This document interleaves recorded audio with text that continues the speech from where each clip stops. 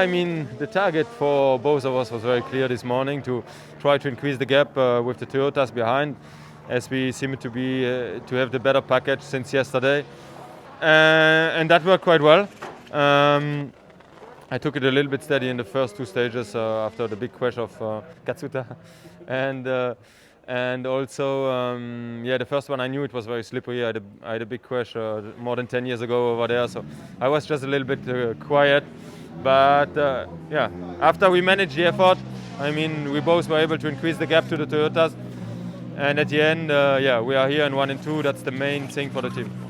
And when was the conversation had? The whole position conversation. Was that after the second stage this morning, or was it before the start of the day? There was no real conversation. I think we are both clever enough to know, and for sure Andrea asked us to bring home back both cars, and if the gap was big enough between the other manufacturers, there's no real game.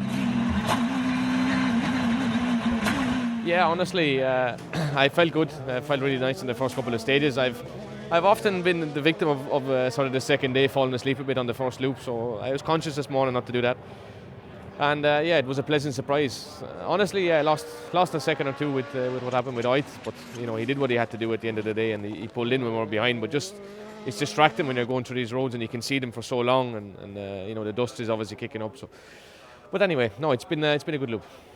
At the end of the stage, your comments, it didn't sound as if you and Oit were particularly friendly together. I think, in the heat of the moment, a lot of things happen. But like I said, it's frustrating. For sure, he was waiting until I was close behind, which I completely get. But it's just the fact that the road has been so wet in the last couple of weeks. It's really dusty, and okay, it's not dust like you have in Sardinia or Portugal or something like that. But still, it's just distracting on some of the big braking points to understand where to actually brake. It's still tight. Anything can happen, and you can't think about that really. You have to just get on with a job in hand. I have no experience here. I can't say for sure. The road will clean a little bit in places, but there's other junctions that will get a little bit worse. So it's very hard to judge. I think generally, yes, if you run a bit further back, I think there is something to be gained overall, especially on the first pass. But I don't really know the true answer.